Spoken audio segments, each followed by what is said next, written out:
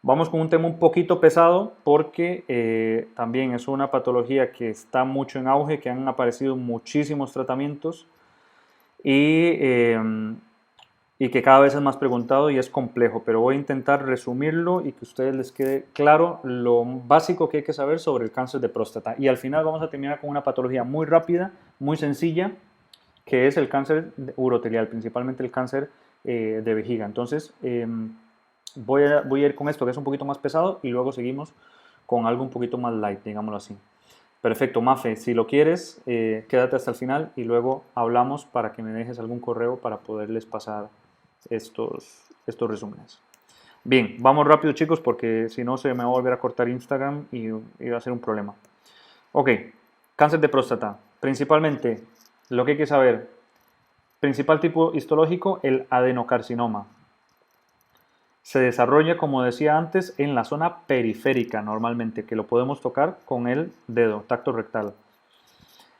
El PSA no es específico del cáncer de próstata, eso lo tienen que saber, ¿de acuerdo? El PSA no es específico del cáncer de próstata. El PSA se puede elevar en la hiperplasia benigna de próstata, en una infección urinaria, entonces no es específico.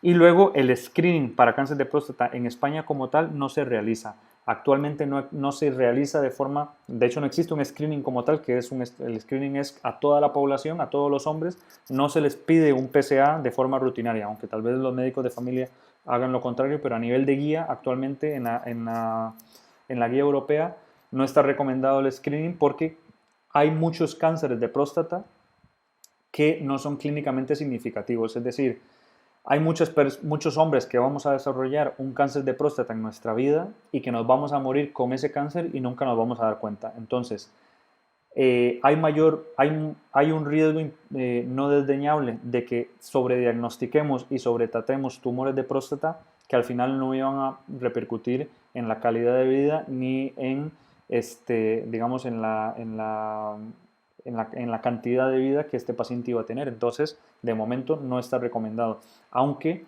no hay que pensar que el cáncer de próstata no mata. De hecho, puede matar y es bastante difícil a veces de tratar. ¿De acuerdo? Pero bueno, actualmente en España no existe el screening. Continuamos. No me dejen el correo porque no les voy a pedir el correo hasta que terminemos la videoclase. O sea, los que estén al final de la videoclase, esos son los que yo les voy a pasar los resúmenes. Bueno, vamos con el estadiaje, ¿de acuerdo?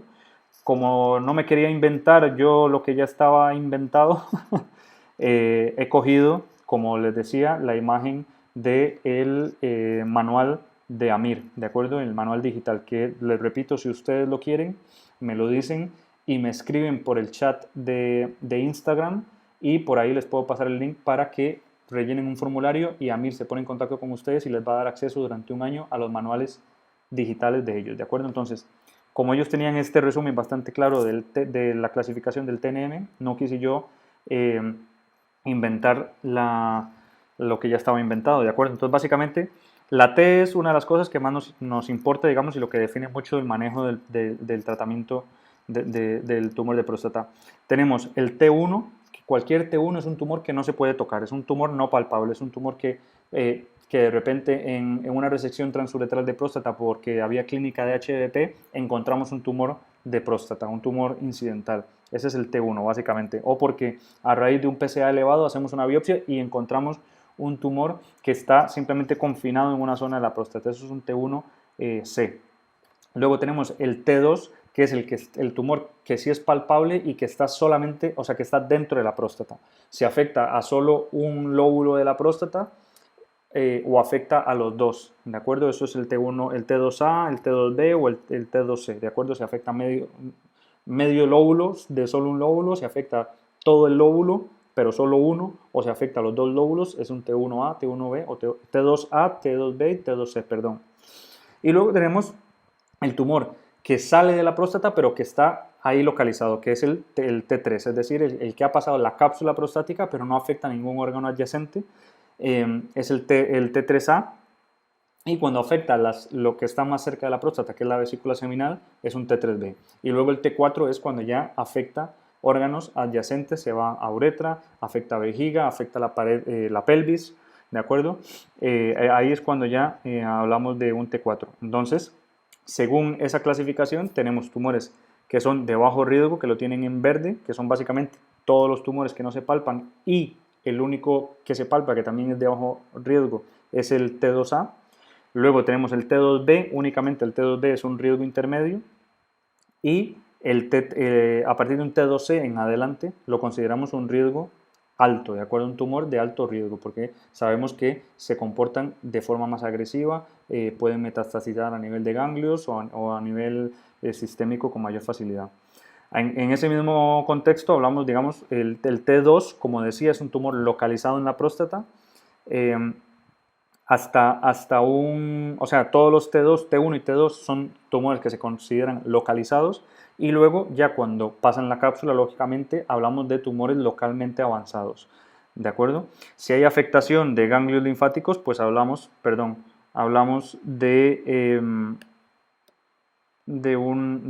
cuando hay afectación de ganglios pélvicos, hablamos de un N1. Si ya hay afectación de otros ganglios que no sean de la pelvis, sería un tumor metastásico, un M1A. Si afecta hueso, M1B, se pueden acordar de esto porque la B en inglés, hueso, es bone, entonces hablamos de B-bone, es el M1B. Y el M1C es cuando ya afecta otros órganos, primordialmente puede afectar pulmón y hígado, ¿de acuerdo? Que ya estos son tumores ya, pues lógicamente avanzados, metastásicos, que no se pueden curar. Cuando hacemos una biopsia de próstata, ¿qué es lo que nos va a decir el patólogo? Pues nos va a decir qué tan desdiferenciado está ese tumor, que eso lo vemos con la clasificación de Gleason, ¿de acuerdo? Que el Gleason va de 1 a 5 según qué tan desdiferenciado está el tumor. Y el patólogo siempre nos dice los dos patrones más frecuentes de diferenciación o desdiferenciación que tiene el tumor. El 1 es el más diferenciado y este es el menos diferenciado, el 5. Y con eso tenemos una clasificación, que es la clasificación de riesgo y pronóstica, una clasificación pronóstica que es el ISUP. ¿De acuerdo? Entonces todos los tumores que sean Gleason 6, porque ya un Gleason menor de 6 no existe, o sea, el tumor o un Gleason 4 ya no existe, ¿de acuerdo? Ya eso todo se clasifica como 6. Luego tenemos el ISUP 2, que es el 3 más 4, es decir, el patrón primordial no es tan malo, ¿de acuerdo? Tiene un patrón un poco más diferenciado, pero no es el principal. Luego el que sí que tiene un patrón primordialmente más desdiferenciado, que es el 4 más 3, ese es un poco de peor pronóstico. Y luego los que están prácticamente completamente desdiferenciados, pues otro, digamos, de peor pronóstico lógicamente, el Gleason 8, el Gleason 9, ¿de acuerdo? Cuando hablamos de 8, estos sumando los dos patrones más frecuentes, o sea, podemos tener un 4 más 4, un 3 más 5, un 5 más 3 y un 9 o 10, perdón, que no lo puse aquí, 9, 9,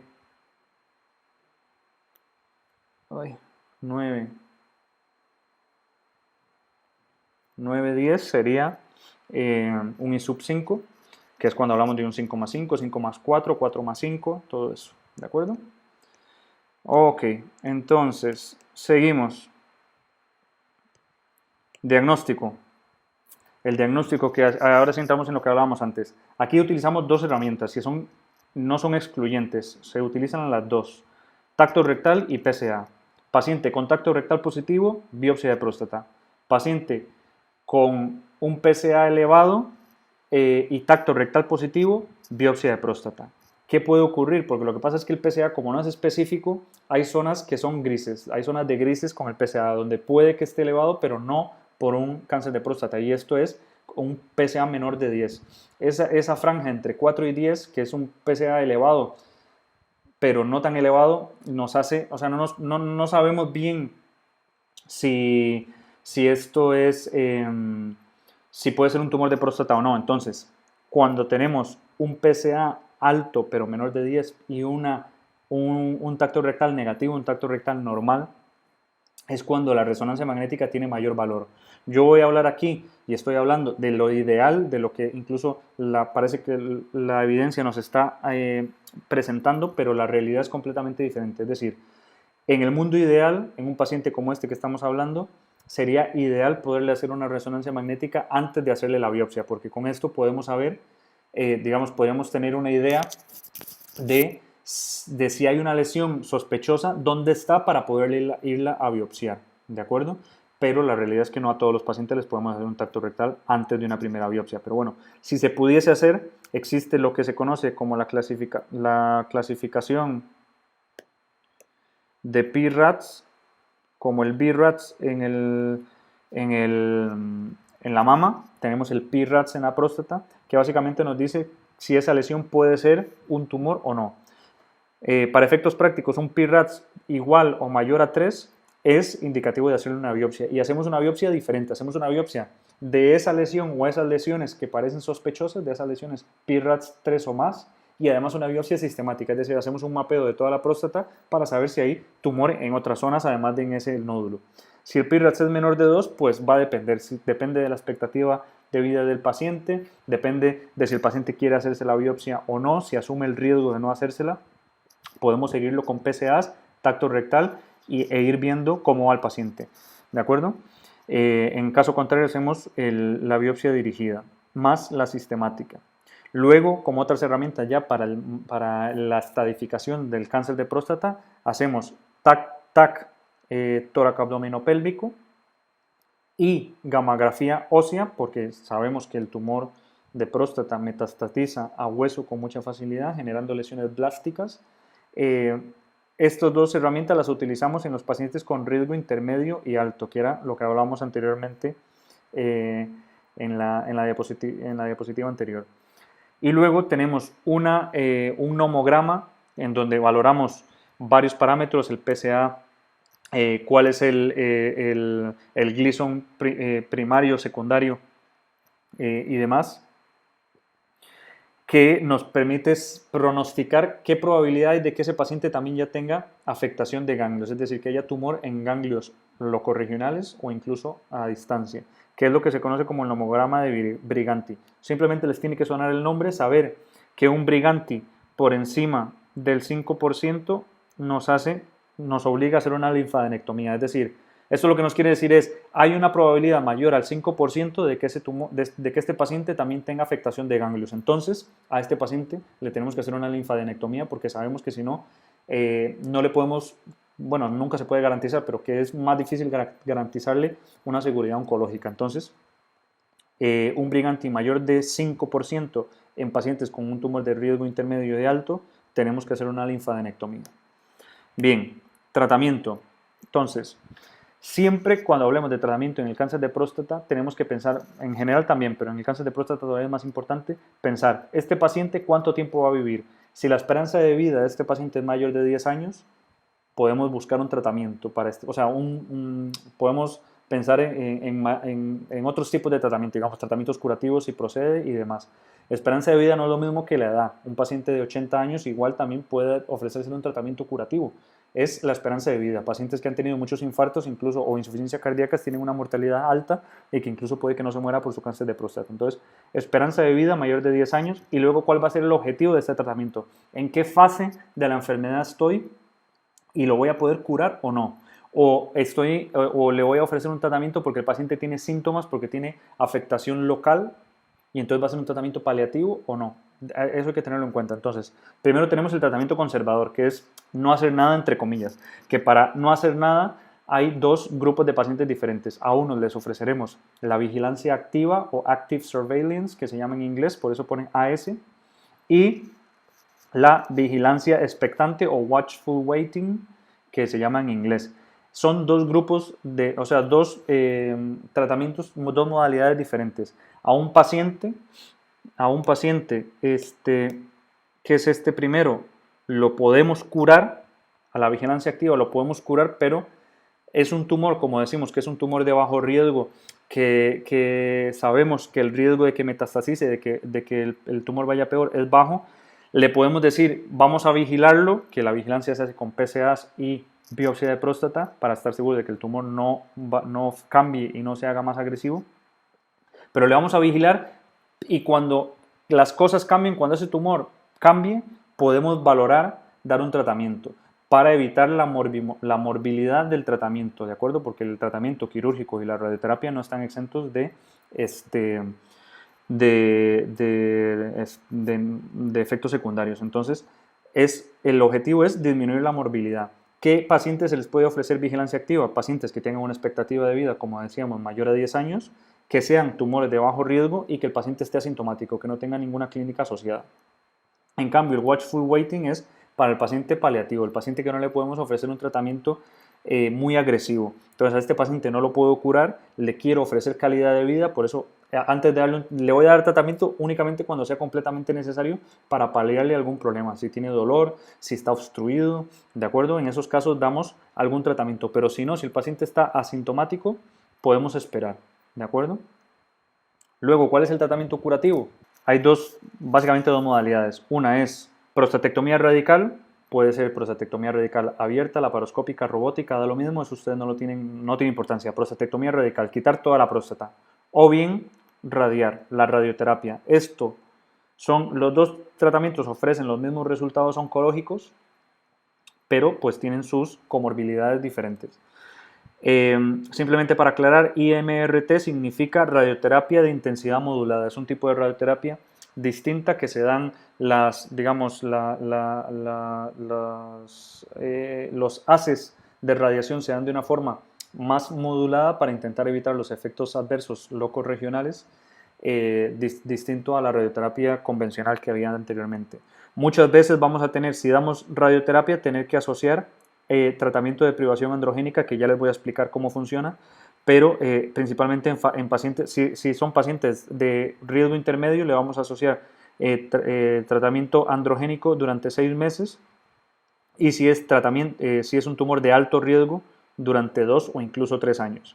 También otra modalidad de radioterapia que se puede dar es la radioterapia, digamos, más local, digámoslo así, a nivel de la próstata, que es la braquiterapia, donde metemos semillas a través del, digamos, ecográficamente colocamos semillas radioactivas en la próstata para quemar el tumor, básicamente. Entonces podemos utilizar o la cirugía o la radioterapia. ¿De acuerdo? En ambos, ¿cuál es el objetivo? Lógicamente, pues bueno, destruir el tumor, lógicamente, y esperamos que el PSA baje. ¿Qué puede pasar si el PSA baja? Que bajar en términos de una prostatectomía radical es que se haga básicamente el tumor se haga, o sea, el PSA se haga indetectable, y si le hemos dado radioterapia es que baje al mínimo posible, que eso simplemente lo podemos ver con los controles. Si el PSA baja, lo podemos seguir. ¿Qué puede pasar? Que no baje, que nosotros hayamos quitado la próstata o hayamos radiado la próstata, pero hayan células tumorales en otra zona, o bien se quedaron porque quitamos la próstata, pero quedamos muy cerca de la próstata y entonces se quedaron células tumorales a nivel del lecho quirúrgico, a nivel de la pelvis, o que ya se hayan ido a los ganglios, ¿de acuerdo? Y entonces nos hayamos quedado cortos con el tratamiento quirúrgico, o bien que con la radioterapia no hayamos quemado todo el tumor o que hayan afectación ganglionar. Entonces, si el PSA no baja, es lo que conocemos como una recidiva bioquímica, o mejor dicho, cuando el PSA ha bajado, pero luego vuelve a subir, ¿de acuerdo? Eso es una recidiva bioquímica. ¿Cómo se define una recidiva bioquímica? Después de una prostatectomía radical, como dijimos que el PSA básicamente tiene que estar indetectable, un PSA por encima de 0,2 en 2 determinaciones consecutivas después de una prostatectomía radical se considera recidiva bioquímica. El paciente venía, PSA indetectable, indetectable, y de un momento a otro empieza a ser 0,1, 0,15, 0,2, 0,23, 0,25. Ya ahí hablamos de recidiva bioquímica. Y tras la radioterapia, como no existe un valor mínimo para el cual llega el paciente, es verdad que puede llegar a ser indetectable, pero no todos los pacientes llegan a tener un PSA indetectable porque sigue habiendo próstata, puede haber próstata normal, pero después de que el paciente llega al PSA más bajo posible, al PSA más bajo que va a tener, que es lo que se considera como el nadir, si después hay elevaciones por encima de ese nadir, una elevación del PSA por encima de 2 veces el nadir, eso es lo que se considera la recidiva bioquímica en la radioterapia.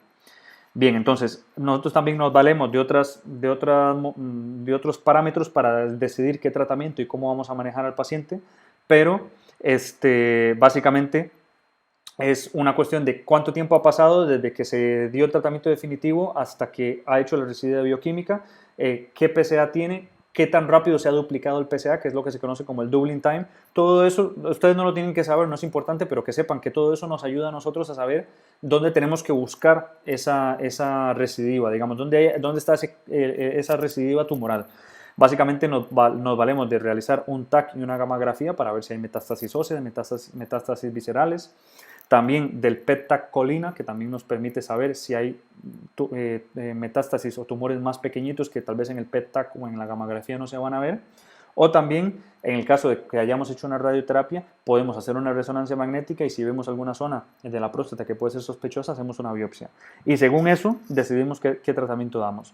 Si hemos hecho una prostatectomía radical inicialmente y tenemos una residuidad bioquímica, podemos darle radioterapia de rescate. Si hemos dado una radioterapia y confirmamos que hay un tumor en la próstata, hacemos una biopsia y hay tumor en esa próstata, podemos hacer una prostatectomía radical más linfadenectomía de rescate, ¿de acuerdo? O sea, podemos ir al tratamiento inverso. Luego, ¿qué pasa con el paciente que no le podemos ofrecer un tratamiento curativo? Es el tratamiento sistémico. ¿Qué vamos a hacer? Ok, entonces, básicamente aquí tenemos que hacer un repaso rapidísimo del eje hipotálamo hipófiso gonadal, ¿de acuerdo? Recuerden que tenemos la hipófisis secreta lo que es la hormona liberadora de gonadotropinas, la GnRH, o en este caso lo que nos interesa es la liberadora de la hormona luteinizante, porque después la hipófisis va a producir FSH y LH, ¿de acuerdo? La LH, en lo que quiero explicarles es la importancia que tiene la LH, porque la LH luego actúa a nivel del testículo, a nivel de las células de Leydig, LH, célula de Leydig, y al final, esto desencadena la cascada para transformar el colesterol en testosterona y dihidrotestosterona, que esos son las hormonas importantes que favorecen la génesis y el crecimiento y el desarrollo del cáncer de próstata. La testosterona la genera la célula de Leydig y luego a nivel periférico esta testosterona se puede transformar en dihidrotestosterona, que es la hormona más activa a nivel de la próstata. Además también tenemos la hipófisis secreta ACTH y esta actúa a nivel de la glándula suprarrenal produciendo dihidroepiandrosterona y la androstenediona, de acuerdo, que también son dos metabolitos andrógenos que actúan a nivel de la próstata, de acuerdo, estos son todo hormonas. ¿Qué hacen estos? ¿Qué hacen la dihidrotestosterona, la testosterona? Todos estos a nivel de la próstata elevan el PSA, favorecen el crecimiento prostático, la hiperplasia o el desarrollo, digamos, o si hay un tumor, porque no es que generen tumor, ojo, pero si hay un tumor, favorece que este tumor, o sea, lo alimenta, digámoslo así, y reduce la apoptosis, con lo cual estas células se mantienen. Entonces, ¿por qué esto es importante? Porque el tratamiento sistémico actúa en diferentes partes de este eje. Uno de ellos, el primero de ellos, es la castración. Cuando hablamos de castración, igual que como lo que viene siendo una castración, es cortarle la hormona al tumor. Tenemos por un lado la castración quirúrgica, que es la orquidectomía, es decir, si le quitamos el testículo no produce, ya no hay testosterona y entonces esto no alimenta al tumor. O podemos actuar directamente sobre el hipotálamo con agonistas de la LHRH o antagonistas de la LHRH. La realidad es que se utilizan más los agonistas, ¿de acuerdo? Como la goserrelina o la leuprorelina, los que terminan en relina. Pero tenemos que saber que como lo que hacen es en un principio activar este eje, va a aumentar la testosterona inicialmente y puede producir el efecto flare, que es en el cual pueden empeorar los síntomas. El paciente puede hacer una retención aguda de orina, puede elevarse el PSA y bueno, que es una catástrofe. Entonces, en ese sentido, tenemos que dar un antiandrógeno para evitar para bloquear el efecto de esta testosterona que se va a elevar a nivel sistémico. Pero bueno, se utiliza más los análogos de la LHRH. Y luego tenemos los antagonistas de la LHRH y otro tratamiento que es la viraterona, que actúa por otra vía, inhibiendo, básicamente lo que hace es inhibir dos de las enzimas que actúan en el desarrollo de la epiandrosterona, que por ende al final termina acabando desarrollando la testosterona. Y lo tenemos que asociar a la prednisona porque al bloquear este eje favorecemos, o sea, sí, bloqueamos, digamos, parte de este eje que dentro del desarrollo, si ustedes buscan, que no es importante que lo sepan, por eso no quiero entrar en detalles, si buscan cómo se desarrolla, o sea, cuál es la cascada para pasar de colesterol a testosterona, hay unos pasos intermedios que favorecen, digamos, que digamos, la hormona que se produce actúa en el eje del cortisol, en el eje suprarrenal, con lo cual si bloqueamos esta cascada, se desarrolla una insuficiencia suprarrenal que puede generar una hipocalemia y una insuficiencia suprarrenal que puede matar al paciente, con lo cual por eso tenemos que dar la prednisona. Entonces para castrar a un paciente tenemos 4 vías: la orquiectomía, análogos y antagonistas de la LH-RH y la viraterona que asociamos a prednisona. Y luego tenemos los antiandrógenos que actúan a nivel de este receptor aquí, del receptor androgénico que está dentro de la célula prostática. Hay 2 tipos, bueno, 3 tipos mejor dicho: los antiandrogénicos esteroideos, que es la ciproterona, que se usa muy poco, y luego los no esteroideos, que el principal es la bicalutamida. Y luego los nuevos, que todos terminan en mida, ¿de acuerdo? Todos los antiandrógenos: enzalutamida, darolutamida y apalutamida, que son los más nuevos. ¿Qué queremos con toda esta terapia de privación androgénica?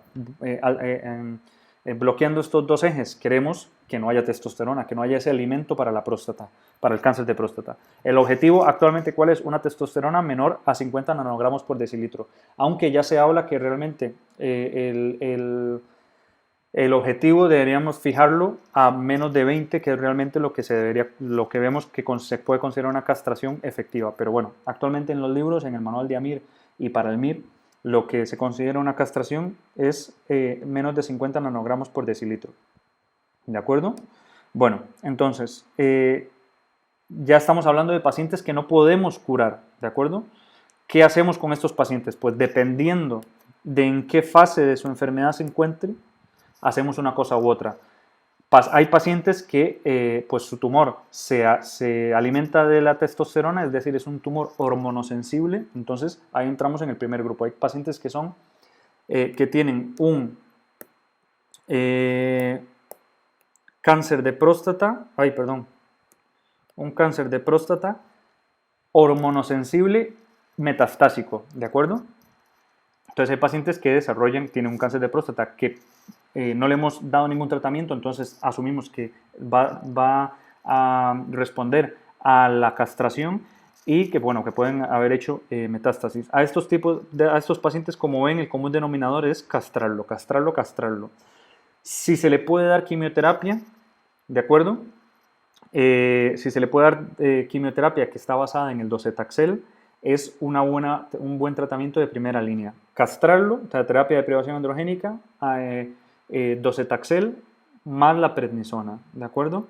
Sino también la castración con la abiraterona, o sea, castración bien la que sea, hablamos de orquiectomía además, y combinado con la viraterona, que es otro tipo de castración, también es un buen tratamiento para un cáncer hormonosensible. Y pacientes que no son candidatos a ninguna de estas 2 opciones por comorbilidades, pues simplemente los castramos.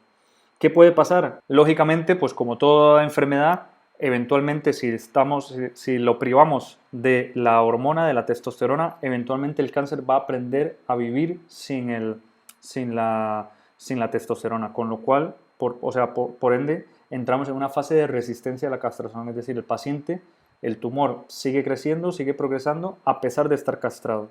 ¿Qué consideramos una resistencia a la castración?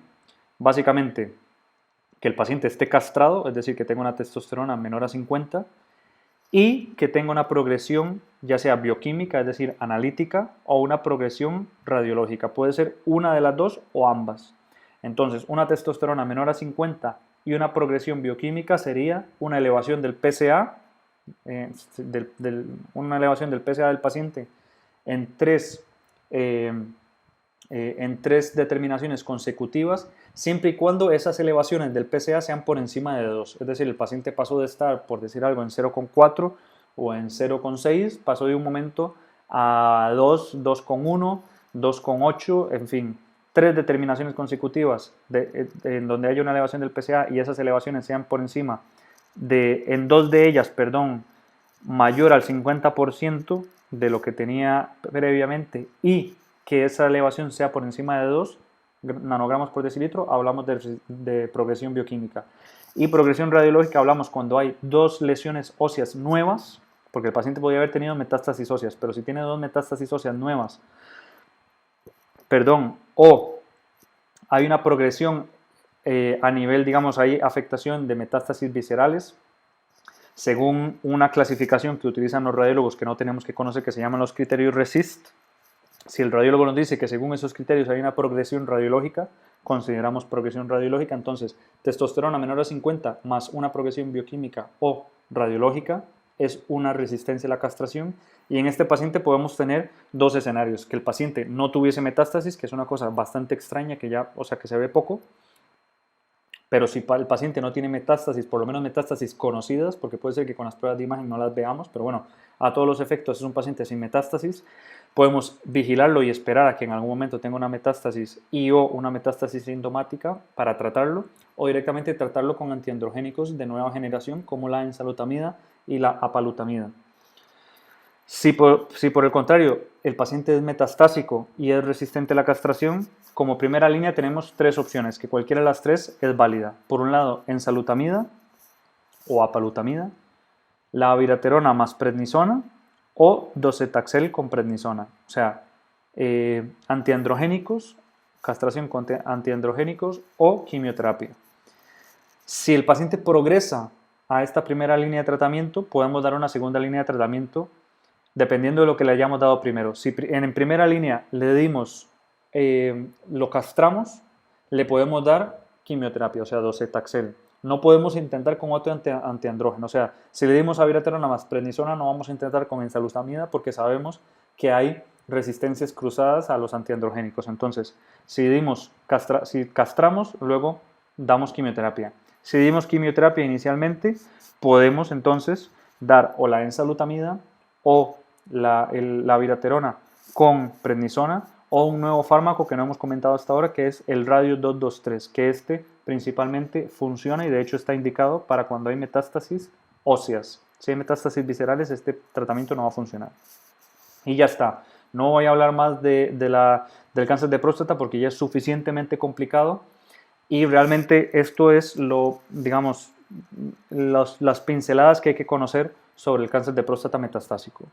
Y para eso era importante saber todo lo que era el ciclo, digamos, la vía ay, que no me sale, la vía, digamos, hipotálamo, hipófiso, testicular, digamos, o sí, androgénica.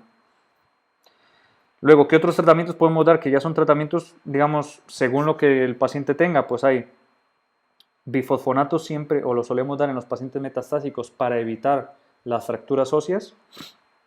Luego, si el paciente tiene una metástasis ósea sintomática, podemos radiarla para intentarla paliar.